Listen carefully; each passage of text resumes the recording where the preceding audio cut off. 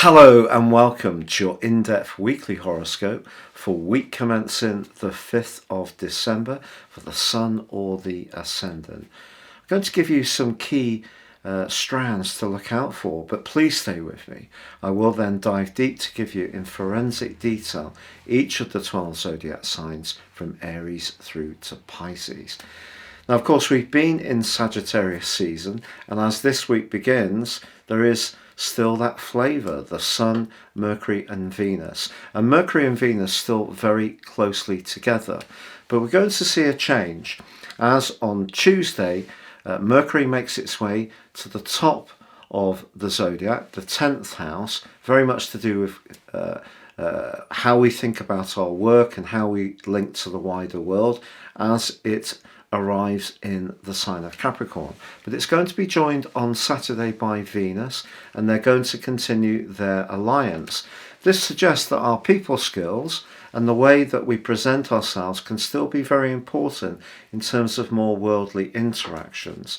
But right at the heart of this week, Mars, which has ended that very draining and enervating square with Neptune last week, that comes into play in an exact conjunction with the moon in the sign of Gemini, which is in direct opposition with the sun, with the full moon, and that occurs on Thursday.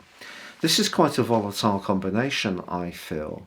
So we can have very fast moving events, particularly around communications. Also, we may all find ourselves over the next couple of weeks wanting to defend our point of view quite fiercely. Also, some people can just feel enormously restless and want to break out and travel, be more physically active, but it is quite hard to embrace the more nurturing and more emotional energies of the moon in the detached sign of Gemini when Mars in its retrograde is so close to it. And I think, we see a lot of polarization of different viewpoints these days, so expect a lot of that in the following 2 weeks. The good news, however, is that Mars is in a semi-sextile with Uranus all this week.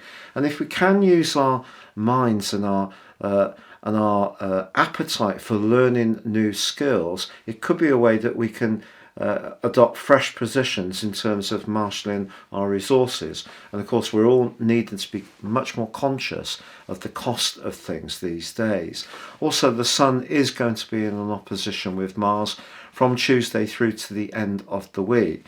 So this is not a time to be too impatient, particularly around travel plans, because if we do rush to get to a destination, it's probably something that won't necessarily be to our best benefit. Much better to enjoy the journey and, if necessary, take the more circuitous but more picturesque route, whether metaphorically or actually.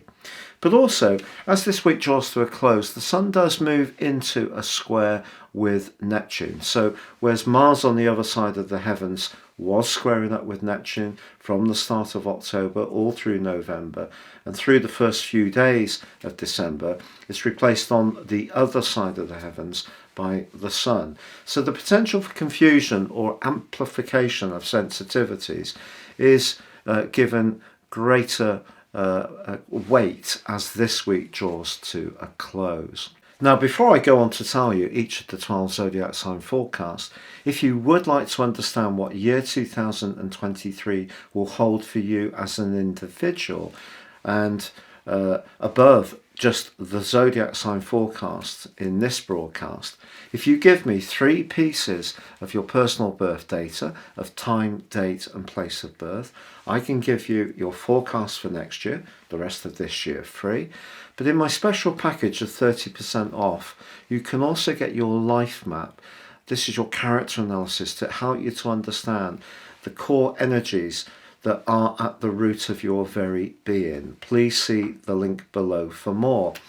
If you're new to my channel, thank you so much for joining me, and I'd be grateful if you would subscribe. Please click or tap on the bell notification symbol.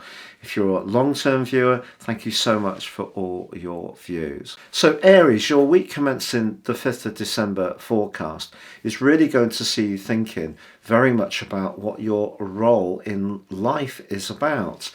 But this desire to explore potential work opportunities, or just understand how other people may see you, is really going to be driven by a degree of restlessness, I feel, because your ruler is unblocked from the rather limiting energy of Neptune, which has been slowing it down big time over the last couple of months. It is still in retrograde, but because it's opposite the sun, there's a sense of urgency that's going to be about your situation. And with Mercury and Venus moving, this is going to push you to make changes if you feel that your current employment situation isn't really as gratifying or as pleasing as you would like.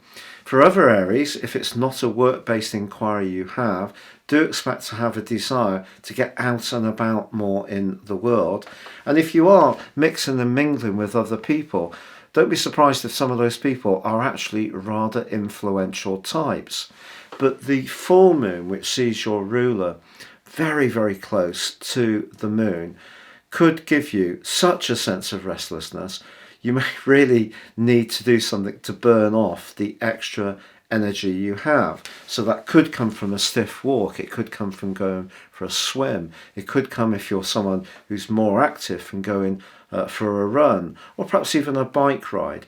But if you do feel very frustrated and penned in, I think it is going to be important to create some kind of diversion and get out into the big wide world in some way or another. So whether it's through a rugged walk, or it is through a course of study which really lights up your imagination, or it is by making some travel plans, this will assuage some of the restlessness that you may experience.